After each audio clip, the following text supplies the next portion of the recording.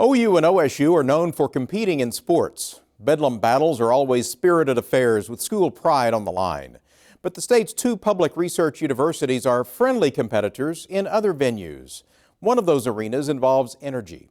With a goal of improving energy efficiency, Oklahoma lawmakers last year passed the Oklahoma State Facilities Energy Conservation Program.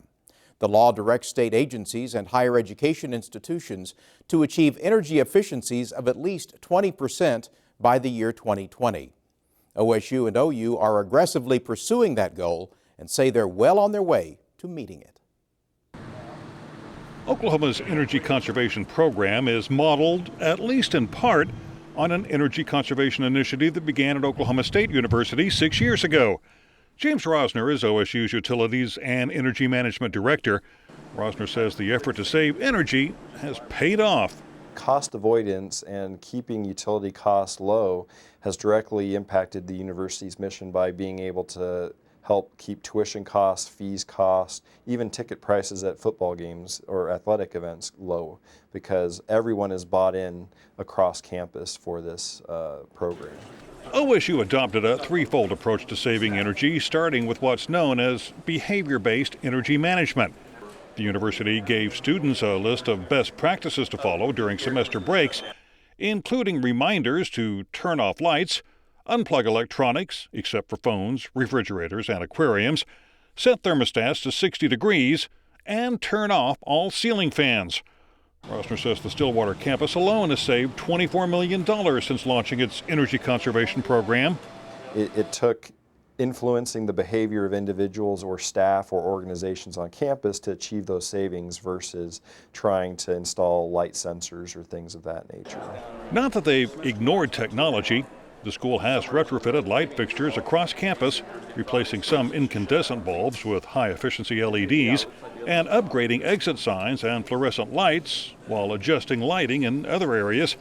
To save heating and cooling costs, the school wrapped steam pipes with insulating blankets and installed variable speed drives, enabling them to throttle up or throttle down heat and air systems to meet demand rather than running them constantly. In October, the school received a rebate from Oklahoma Gas and Electric after upgrading to more energy-efficient equipment in one of the school's water plants. Rosner says the installation of two giant chillers helped reduce OSU's peak power demand from OG&E. The two chillers use about half as much electricity as the old chillers did at the old plant. So that difference in electricity allowed us to apply for a rebate, and it turns out the check's right here for $288,000.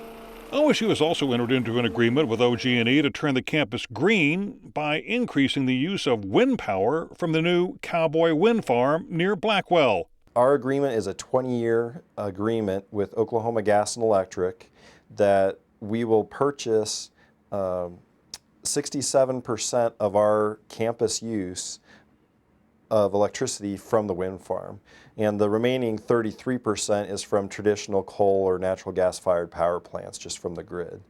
The Cowboy Wind Farm went online in February with OG&E President Pete Delaney, Governor Mary Fallin, and OSU President Burns Hargis flipping the ceremonial switch. The addition of wind power to OSU's energy mix means the end of electricity from the school's aging cogeneration plant, which now produces only steam for heating. We produced electricity all the way up to the start of our wind power arrangement with the wind farm. The contract with the wind farm has decommissioned and retired the generation on campus. The wind energy agreement led the Environmental Protection Agency to place OSU 6th on its list of top 20 green power colleges and universities.